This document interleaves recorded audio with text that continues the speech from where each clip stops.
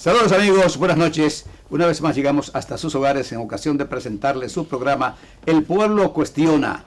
Hoy tenemos un programa especial porque para nosotros y para el pueblo dominicano, nuestro invitado es una figura especial.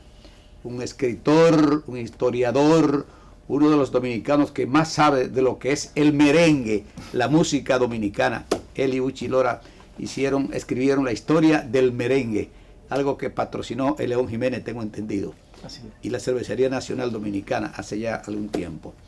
Y él ha escrito un montón de libros políticos que realmente yo me deleito mucho con sus obras, porque son tantas las verdades que él dice que para uno sentirse satisfecho. Yo quiero decir lo siguiente: El Pueblo Cuestiona se inicia el 1 de diciembre del año 1969. Fue el primer programa interactivo de República Dominicana, sobre todo en televisión, naturalmente, y no sé en radio, pero en televisión.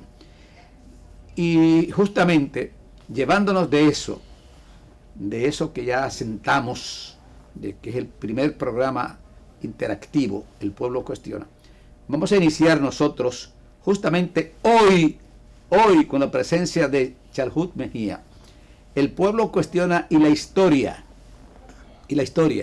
Pero vamos a decir a los amigos telespectadores que esto nos ha llevado algunos comentarios de algunas personas, porque queremos hablar de la historia. Para eso ya tenemos una lista de invitados desde el año 1822, desde la ocupación haitiana hasta hoy. Es decir, todos esos periodos históricos estarán en El Pueblo Cuestiona. Pero además, y ya lo había hablado con Chalhut Mejía, vamos a ir buscando, y por eso le pedimos a todo aquel que de una manera u otra pues sepa, conozca los nombres de personas que murieron, no solamente durante la ocupación haitiana, sino los que murieron de ahí para acá, durante todos los regímenes que hemos tenido, pues que nos hagan llegar al colegio de periodistas, los nombres, y si hay fotos también, porque vamos a hacer cada 2 semanas un programa histórico, dando los nombres de aquellos que cayeron en distintos gobiernos. No el que cayó porque se estaba robando una vaca o se robó algo y el dueño la mató, no, por política en cualquier gobierno que sea. ¿Por qué? ¿Por qué hacemos esto? Por una sencilla razón: porque lamentablemente nos han quitado la historia de nuestras escuelas, de los colegios, y hoy usted le pregunta a cualquier estudiante, y a veces hasta cualquier profesor, exacto, ¿qué pasó en el año 1822 hasta 1844? Y no le saben decir absolutamente nada, ni siquiera cómo se forjó la Trinitaria, qué pasó ese 27 de febrero de 1844. Es decir, todo eso lo vamos a ir recogiendo a medida que nos vaya llegando cronológicamente. Una forma de nosotros pues aportar un granito de arena a la educación de este pueblo que tanto lo necesita, sobre todo la historia por Dios, de manera que vamos a hacernos vamos a hacer eso buscando llevar un modesto aporte al pueblo dominicano.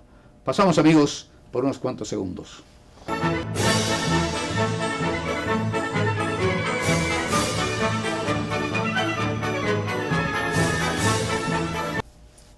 Iniciamos, amigos, El Pueblo Cuestiona hoy con la honradora presencia del historiador, del escritor, del periodista, del amigo, un gran dominicano, uno de los dominicanos para mí con más don de gente, como lo es el señor Rafael Chalhut Mejía. Con él vamos a conversar sobre muchas cosas, pero quisiéramos primero hablar un poco de historia. ¿Cómo no? De historia. Estamos ya prácticamente, ya en abril. Sí. Abril es uno de los meses. Yo siempre he dicho que hay que poner en la historia de que febrero, sí. Mayo, no, primero julio, porque fue justamente cuando se fundó la Trinitaria. Sí. Julio, febrero, mayo, el 25 de noviembre, el 30 de mayo, el día que mataron a Manolo, el día que mataron a Camaño. Todas esas fechas hay que recopilarlas y dárselas a los telespectadores, sobre todo a la juventud. De manera que por eso nos gustaría que usted nos dijera qué opinión le merece a usted, primero, el hecho de que se haya prácticamente eliminado la historia de nuestras escuelas públicas y de nuestros colegios. Muy bien. Bueno, Ercilio, después de esas amables exageraciones que usted ha dicho sobre mi persona, muy amable, no me queda más que decir que le agradezco una vez más que me haya invitado a mi propia casa. Claro. Usted no sabe, y se lo he dicho más de una vez, lo que en los tiempos que yo hacía vida clandestina, que no podía venir a la televisión, yo añoraba y deseaba verme sentado a su lado en un programa como El Pueblo Cuestiona. Vine a asistir a él, primero a un programa de radio que usted tenía en la calle El Conde. Exacto. Y después vine al Pueblo Cuestiona en televisión, cuando El Pueblo Cuestiona ya era adulto y estaba muy probado en un largo camino de lucha por la muy libertad. Impregnado ya en un segmento de la población. Y muy entrenado en la lucha por la democracia, por la libertad. Su nombre figura en uno de mis libros, uno de los libros más personales que yo tengo, porque son mis memorias, precisamente en eso. ¿Cuántos libros usted tiene? Perdón. ¿Cuántos libros usted tiene? Bueno, usted me ha puesto en una situación que a mí no me gusta mucho, porque podría decir que yo me ando pavoneando. No, pero le estoy preguntando yo. No, usted no está, sino yo le estoy preguntando. Sí, yo tengo 14 títulos publicados. 14 títulos. Sí, la mayor parte de ellos de historia. De historia, sí, lo sé. Y algunos muy personales. Entonces tengo un libro escrito con la biografía de un importantísimo personaje de la vida nacional y de la historia empresarial y política del país, que no se ha publicado porque la familia es la dueña del libro. Ajá. Y faltan algunos cabitos que atar sobre los datos del personaje. Ese está escrito pero no está publicado, sería el número 15 y tengo uno, tengo otro que está muy avanzado. Sí. Bueno, de manera que por ahí vamos. Yo quiero... ¿De historia también? Es una historia muy particular, es una historia folclórica. Yo ni siquiera sé de lo que es, ni para dónde voy tampoco, pero es un libro muy personal. Entonces, ¿qué pasa? Me dicen, me escribe una admiradora suya, de Puerto Plata, se llama Ibelice Severino, y dice que si usted, si era con usted, ella quería mandarle un saludo. Ah, okay. Sí, y yo en nombre suyo se lo voy a reciprocar desde aquí. Es una persona, una productora de un programa de merengue, de modo que por ese lado, sí, aunque no tenemos ese trato. ¿Ibelice? Severino. Severino. Sí. Bueno, nuestro saludo a Ibelice Severino en Puerto Plata. Verdad que sí, eso es lo más bello que hay, porque tiene un programa merenguero, el único programa de merengue típico dirigido por una mujer. Ah, sí. Sí, de modo que belleza. El saludo de Ercilio Veloz. Me gustaría un día conocerla, un día que yo vaya a Puerto Plata. ¿Verdad que sí? Sí, cómo no, nada más tiene que avisarme. Pues bien, la verdad que usted es un Perdón, que busque YouTube a partir de mañana, puede buscarlo, sí. O esta misma noche, hoy domingo, sí. Se puede buscar El Pueblo Cuestiona 1969. Ah, muy bien, qué bien. Ya con eso basta. Sí. El Pueblo Cuestiona 1969. Bueno, entonces yo quiero entrar en materia. Usted es un hombre muy fajador, porque la historia es un arte olvidada en nuestro país. El periodismo, usted dice que quiere tratar sobre los periodistas caídos, claro, en esta larguísima y que parece interminable lucha por los derechos de este pueblo, que ha sido un sector muy maltratado. Muy maltratado. Cuando Santana le entregó el poder, la república a los españoles, se vanaglorió de lo siguiente. Dijo, aquí le entrego un país sin leguleyos ni periodistas. Wow.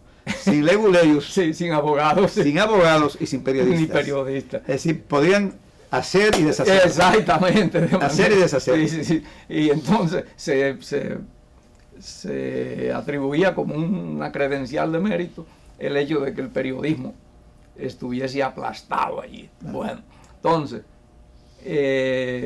aparte de, en ese tiempo eran periodistas, gente como Rodríguez Ojío, claro, que murió fusilado por Buenaventura Báez, un traidor de la misma calaña de Santana, que fue un símbolo del martirio de los hombres de letras en el siglo XIX. Y recuerde usted que la muerte de la dictadura de Trujillo se inicia con el asesinato del periodista Virgilio Mainardi Reina. Claro. Junto con su esposa. De 8 meses de embarazo. De 8 meses de embarazo. Sí, uno de los crímenes más horribles. Entonces, yo pienso que sí, que hay mucho... Justamente en su propia casa. Sí, sí, sí. O cerca de su casa. De los crímenes más atroces. En su casa. Fue en su casa. Fue una banda que se metió a medianoche, lo mató a puñalada. Y esas 3 seres humanos, porque el niño que estaba en el vientre de doña Esperanza, hay que contarlo como señal temprana del horror de aquel régimen oprobioso de Trujillo. El trabajar la historia en este país, esto hay que ser casi un héroe, sobre todo si usted no tiene muchos recursos. Pues si usted tiene una oficina instalada con 5 secretarias, claro, con un cuerpo de investigadores que usted, claro, lo manda a investigar y, claro, usted se queda en su despacho con aire acondicionado, pero lo que manejamos es material de la historia en base a nosotros mismos. No es fácil. No es fácil, que tengo que llamar a Ercilio. Fíjese a ver si usted me consigue un recorte de periódico de cuando allanaron la casa de fulano. O usted tiene tal libro, o usted tiene tal libro, o dónde yo lo consigo. Así no. Entonces, la verdad que usted es un hombre muy perseverante, muy luchador, muy fajador, y yo quiero empezar esto de la historia alabando ese empeño suyo y ese esfuerzo. Y decirle que se prepare, que los obstáculos que usted va a encontrar no van a ser pequeños. Me imagino que ya yo he hablado con varias personas, sí, se han comprometido, sí, sí, sí, y algunos me han... Inclúyame. No, usted está incluido, sí, usted es el segundo. Qué bueno, qué bueno. Inclúyame, que yo vivo buscando cosas. Sí. Aparte de que tengo la ventaja de que soy muy viejo. Me favoreció también otra cosa, y fue que en mi niñez, mis primeros profesores de historia fueron los viejos, a los que yo, sin que nadie me dijera que eso era valioso, me sentaba a escuchar la historia oral. Wow. que ellos narraban. Algunos de esos viejos venían de la época de la Montonera, de los finales del siglo XIX, y como yo nací en el 42, yo tuve la fortuna de oír de viva voz una historia llena de mitos, de exageraciones bellísimas, claro, de incorrecciones, pero historia al fin. Claro. Y eso tuvo la virtud de que me entusiasmó a mí para el relato, para la investigación, para la historia. Cuando yo vine a manejar los libros, lo poco que he manejado de historia, muchísimos personajes que están ahí ya me resultaban familiares por las narraciones, claro, de esos viejos. Entonces, lo malo de este asunto es que toda esa memoria se ha perdido. Toda esa memoria está dormida en parte de la juventud. Y yo pienso que hay que despertarla. Hay que despertarla, porque si esa memoria se pierde la patria. Los pueblos que olvidan su historia están llamados a repetir. Pero a repetir la parte peor de esa historia. Lo peor de la historia. De modo que esa es mi exhortación. Aquí hay demasiado que decir y demasiado cosas que poner en evidencia. Decía Martí que la maldad no se cura sino con decirla. decirla. Entonces, sin necesidad de andar insultando, acusando groseramente, con la maledicencia en la boca y en la mano, se puede contar la historia. Claro. Y edificar a la gente sobre eso. Todo se puede decir sin llegar a agredir a nadie verbalmente. No, porque no hay necesidad de eso. La verdad se debe para decir quién mató, quién mandó a matar a Orlando Martínez. Exacto. No hay que usar términos ofensivos. La historia no es eso. La historia no es eso. O para quién mandó a asesinar a Abel Hasbún. Seguro. Hablo de esos dos. Son recientes prácticamente. Sí, relativamente recientes. Así es. O quién mandó a asesinar a Camaño. Claro. Entonces yo pienso que esas son cosas que, aunque usted y yo estábamos ahí cuando eso pasó, y fuimos testigos, lo que han venido después, y lo conocimos a los tres. A los tres. A los tres. Sí. Compartí con los tres. Pero no solo con los tres, sino que hay testimonios gráficos donde usted está junto a, tal vez y sin tal vez, el líder democrático de más proyecciones y de más carisma que ha producido la República a partir de la muerte de Trujillo, que fue Manuel Aurelio Tavares Justo, cuya ausencia, el vacío que dejó su muerte, no ha podido ser reemplazado todavía. Ese diciembre del 63. Yo me imagino. Eso es algo que si la juventud tuviera la visión, sí, el interés, de conocer a Manolo Tavares Justo, se va a enamorar de la historia, de quién fue, lo que pasó en la cárcel, las torturas, todo ese tipo de cosas. Así es. Entonces yo pienso que nadie mejor dotado que usted de la buena intención y de la voluntad, solo que tiene que estar preparado para los sinsabores que va a pasar. Sí. Estoy curado. Sí, yo pienso que sí. Estoy curado. Después de un camino sobre pavimento caliente como el que usted ha transitado. Estoy curado en estos 57 años que llevo en la comunicación.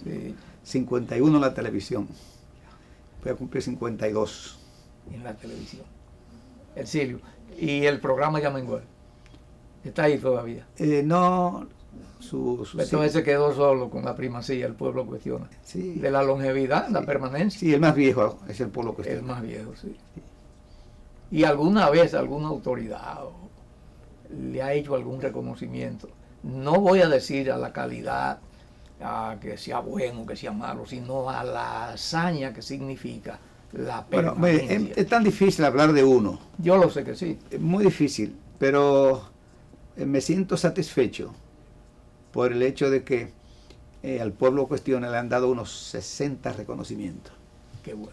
Entre ellos 2 del Congreso, del Senado, 1 de la Cámara de Diputados, 1 del Ayuntamiento, otro Ayuntamiento Santo Domingo Oeste y otros más de distintas instituciones, la Universidad Autónoma de Santo Domingo. Qué bueno. También el Congreso de los Estados Unidos. No. Sí, lo tengo. Tengo uno y varios pueblos del estado de New Jersey, pues han reconocido el pueblo cuestiona. Por una sencilla razón, escúcheme que le diga esto, porque el pueblo cuestiona también tiene en su haber histórico, que fue el primer programa de televisión que se pasó en Nueva York. No. El primer programa de televisión que se pasó en Nueva York, o sea, en el canal 41. De ahí yo pasé a ser el corresponsal del programa, el 41, que después yo quise que lo continuara alguien que es serio, y usted lo conoce, Félix Reina. Ah, sí. Decidía él esa corresponsabilidad. Sí. Félix Reina, de diamante. Tuve la honra de ser, tuvo el programa la honra de ser el primer programa de televisión que se pasó en la ciudad de New York, en el canal 41. De ahí salió... El primer programa dominicano. Dominicano. Sí. De ahí salió que ellos me invitaran a un programa especial que tenía, que era Domingo en el 1. Entonces, a mí me invitaban como dominicano para hablar de la situación dominicana. Éramos como 8 o 9 que hacíamos el programa. Yo iba 2 veces al mes a ese programa. A ese programa. O sea en que- vivo allá. Vivo, en vivo, en vivo. Eso me abrió las puertas de par en par del Canal 41. Obtuve la corresponsalía del Canal 41. Sí. Después se la cedí al buen amigo Félix Reina. Félix Reina, que se merece eso y mucho más de ahí. Vamos a cumplir con nuestros compromisos Vamos. comerciales para entrar de lleno a hablar de historia con Chalhut Mejía.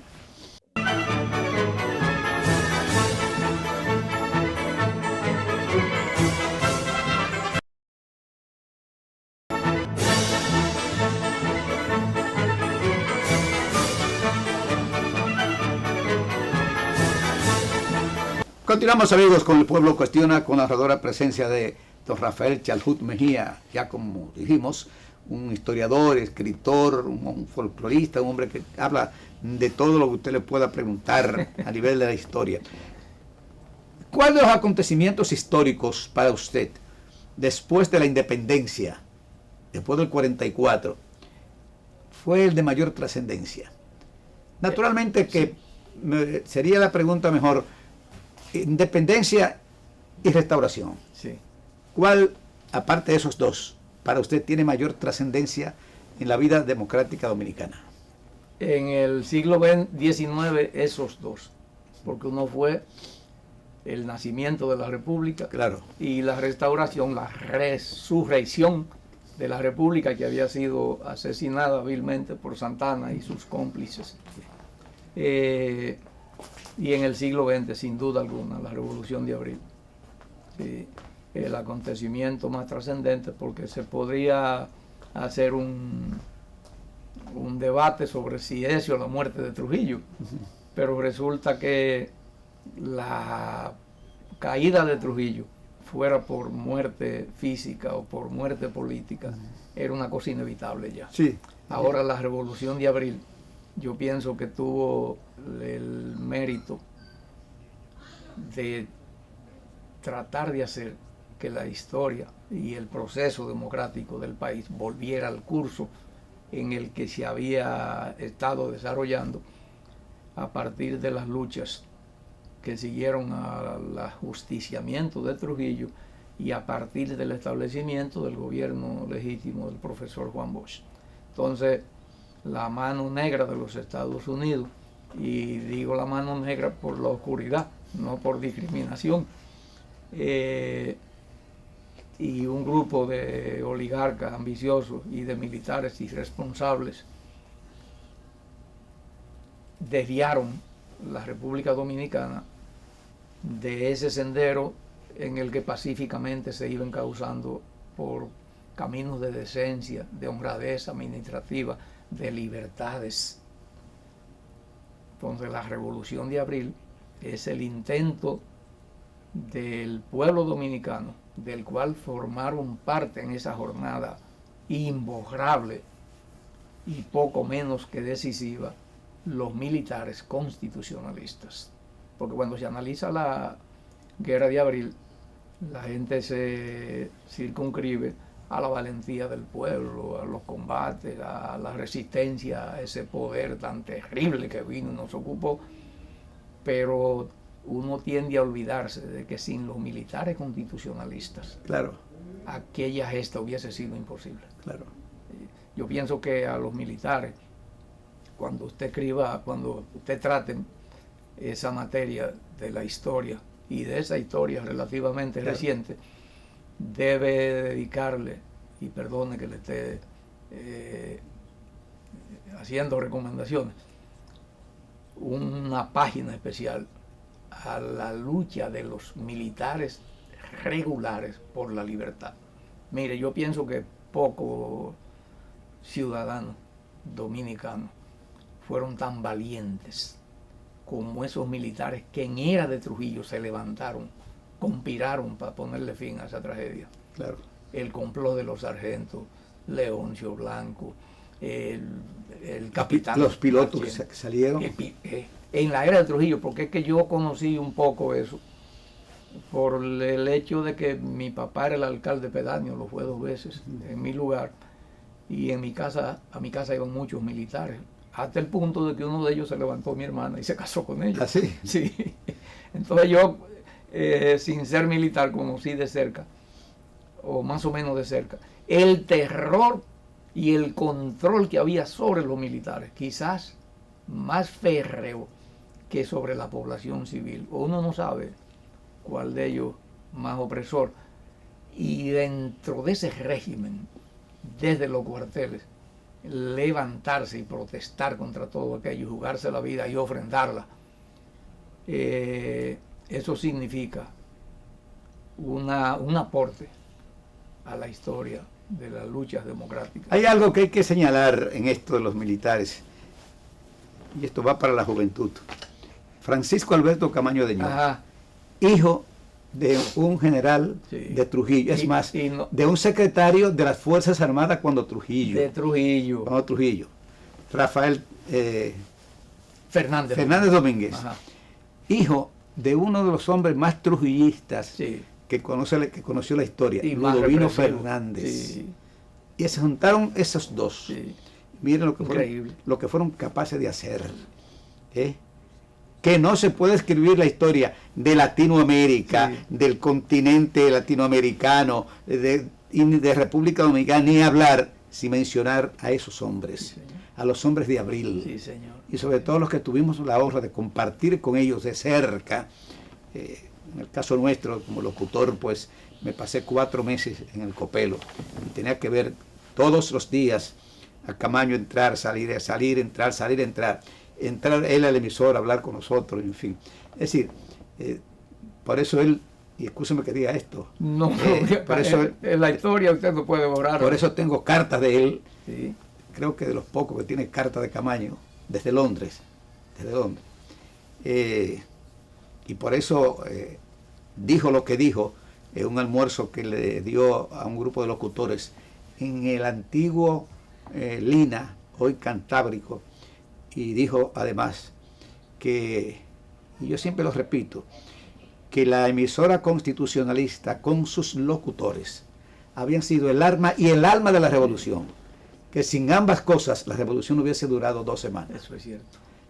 Y para robustecer eso, porque era que esa emisora constitucionalista estaba haciéndole frente a 5 emisoras: La Voz de los Estados Unidos, La Voz de los Estados Unidos, La Voz de América, Radio San Isidro, Mi Radio y ya Radio Santo Domingo. Radio Santo Domingo, que estaba en poder de ellos desde el comienzo de mayo. Es decir, digo, de las tropas regulares.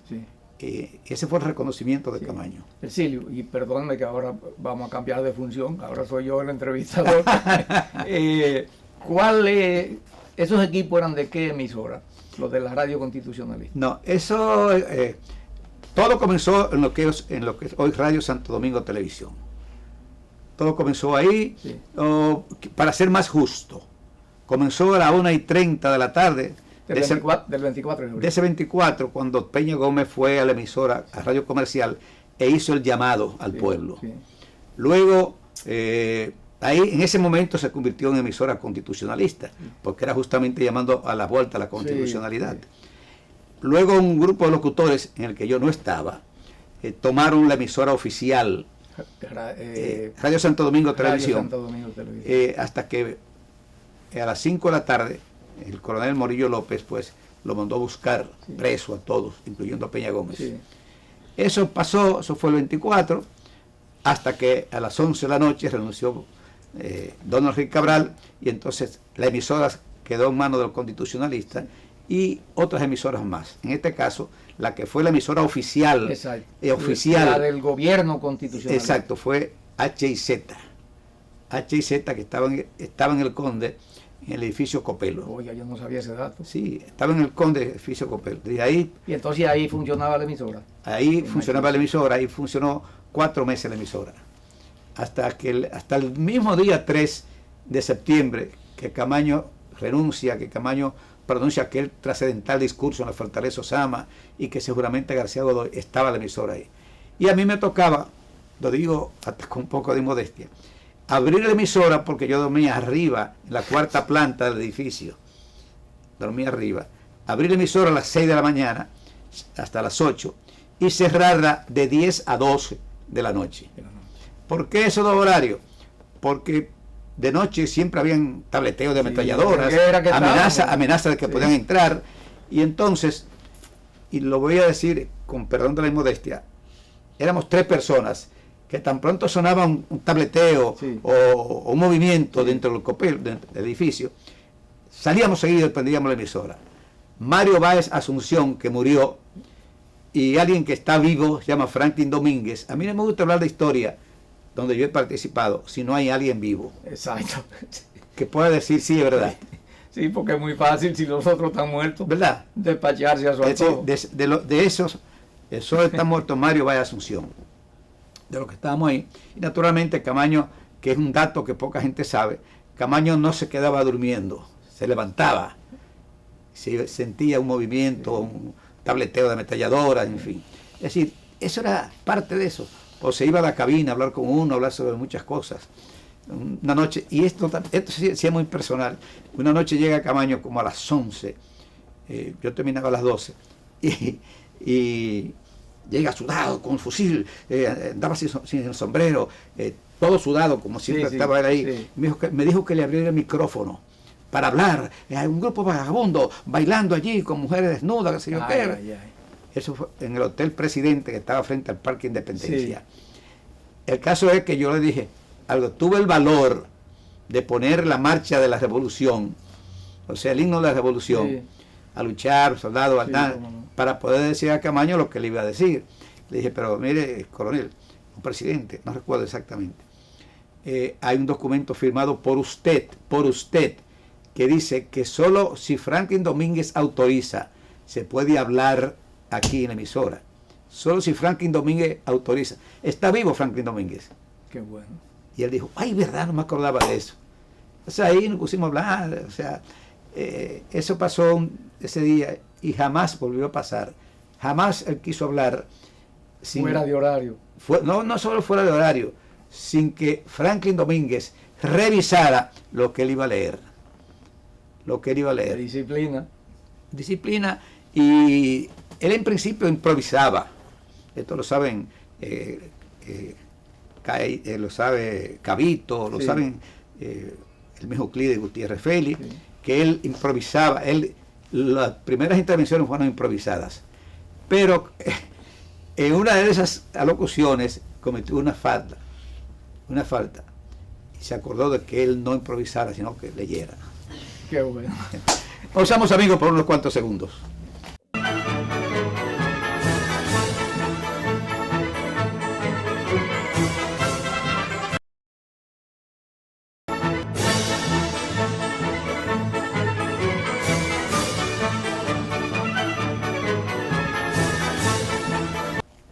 Bueno, aquí estamos realmente haciendo algunos recuentos históricos, algunos que se pueden decir, otros que hay que mantenerlo por muchísimas razones. Seguro. En el caso de el coronel Camaño, que todavía el pueblo, mucha gente no sabe quién fue Camaño, antes y después. El dominicano más aplaudido a nivel mundial después de la revolución. Sí. Él salió a recorrer muchos países del mundo. Se iba de Inglaterra, y donde quiera que llegaba era el héroe el Camaño. Sí, sin lugar a dudas. Para usted, ¿qué representó Camaño? Bueno, una cosa tan extraordinaria que asimismo desbordó las fronteras nacionales. Hay que oír lo que dijo Chávez, donde encontró una de las fuentes de inspiración para él. En Camaño. Francisco Alberto Camaño Deñó. A mí me correspondió viajar por parte del mundo, de Europa y de Asia principalmente, en el 67. 67. Sí, señor, 2 años después Wow. de la Guerra de Abril, Sí. que estaba relativamente fresca. Sí. Y en muchas capitales y en muchos lugares insospechados. Y yo voy a decir algo, deportado. No, un estaba viaje deportado. clandestino. Ah, clandestino. Sí. Okay. Porque los pasaportes decían que Ah, era bueno, prohibido viajar a China, Cuba, Rusia, entonces yo estaba para China. Sí. Y allá, en la propia China, donde yo pasé como 5 meses, era raro donde nosotros llegáramos, la delegación de la que yo formaba parte, donde nos hablaran con una admiración increíble del pueblo dominicano, de la hazaña que había hecho en la Guerra de Abril y del coronel Camaño. Entonces pienso que eso por sí solo da una idea de la dimensión de ese hombre. ¿Qué otra cosa permite a uno deducir la grandeza de Camaño? El odio y la hazaña con la que sus enemigos lo persiguieron y lo siguen persiguiendo. ¿Cómo lo asesinaron? Increíble. ¿Cómo lo asesinaron? Y yo voy a hacer una pregunta ahora aquí. Sí. Yo voy a hacer una pregunta. ¿Había motivo para matar, para asesinar a Francisco Alberto Camaño de Yo? Sí. Cuando muy bien pudo el gobierno del doctor Balaguer, si consideraba que él hizo algo que meritaba un castigo, Sí, meterlo preso claro. o deportarlo, Sí. cualquiera de las dos cosas, pero no asesinarlo. Un hombre que hizo más por este país Sí. que la mayoría de los funcionarios que tuvo Balaguer. Y que esos asesinos también. Es que la mayoría de los funcionarios que tuvo Balaguer, Así es. Así es. donde estaba preñado de asesinos, Sí. el gobierno. La cosa, entonces, él pudo haberle preservado la vida. Además hay un principio, la guerra yo pienso que es uno de los actos más violentos de los hombres, Claro, más destructores, pero tiene sus leyes, claro. que aún con su dureza tienden a humanizarla. Por Claro. ejemplo, los prisioneros no se torturan, los heridos se respetan y no se rematan. Claro.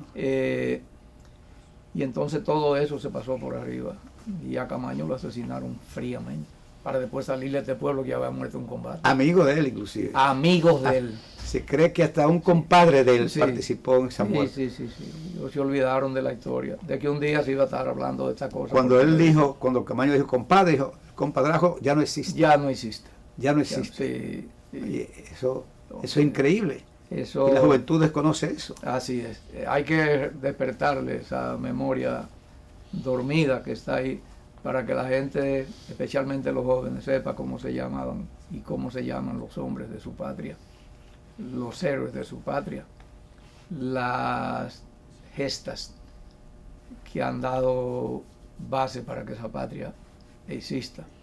Entonces yo supongo que estamos llegando al final del programa y quiero hacerle una exhortación, no a que emprenda esa tarea, porque ya usted está trabajando en ella, me consta, sino a que no se canse. No. Sí, fue una no se decisión canse. con motivo de que, bueno, Yo sé que usted es un hombre muy el pueblo trabajador. cuestiona como todo, nace, crece, muere, Sí, va todo. a desaparecer un Sí, día. así es, Y hemos así querido pues hacer esto de la historia, Sí, porque queremos fortalecer un poco más el muy modesto legado. sí, que exacto. Eso es lo que queda. Sí, de lo Eso que es lo que queda. queda. Eso es lo que Y queda. con esto fortalecemos más. Cuando uno se va, la herencia de uno es esa, el legado que uno deja. Claro. De persistencia, de lucha. Entonces, personalmente, y permítame darme esta autocoba, si algo tengo yo de lo que yo me precio, y quizás el único mérito que tenga, es que empecé un camino y no me cansé. Es verdad, Sí. es verdad. Bueno, nos quedan unos cuantos 5 minutos que no lo vamos a desaprovechar. Vamos a hablar de los muertos más recientes. ¿Usted cree que había razón para asesinar como se asesinó a Amin Abel Hasbún, a Otto Morales, Ay, no. a Narcisazo? Sí. ¿Usted cree que había razón Pero ese es el, en la plena de su juventud? ese podía En plena ser- juventud. Ese podía ser el título de una serie de trabajo o de un libro, esa pregunta, y hacérsela incluso a los del bando contrario, si ellos creen que tenían razón para una cosa así. Imagínese usted esa muerte de Amin, muchacho que, como usted dice, pero si está rendido, indefenso, desarmado, como viene una bestia a coger una pistola 45 y a los Dar un pies- balazo en la nuca en la escalera. a los pies de su esposa y de sus hijos, darle un balazo en la nuca por el lugar por donde matan los cobardes. Entonces lo grande no es eso. Cuando viene un sargento o un teniente y le dice a ese agente del servicio secreto que por qué ha hecho eso, él le dice, déjese usted de vaina, que usted sabe cuál es la orden superior que tenemos. Yo entonces, años después, caí preso y me tocó en La Victoria estar en el mismo sector en el que estaba el asesino de Amin Abel. No me diga.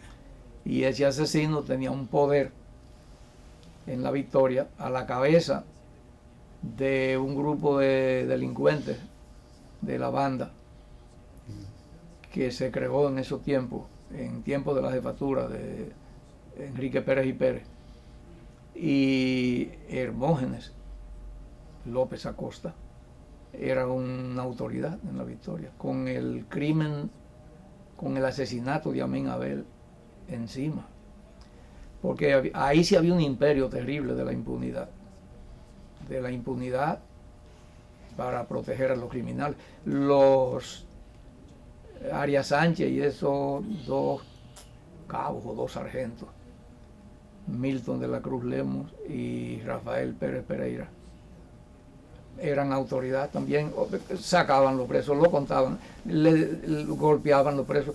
La operación Chapeo, esos fueron los que la ejecutaron. Ahí mataron a Guillén. A Pérez Guillén. Pérez Guillén. Amigo suyo, Guillén.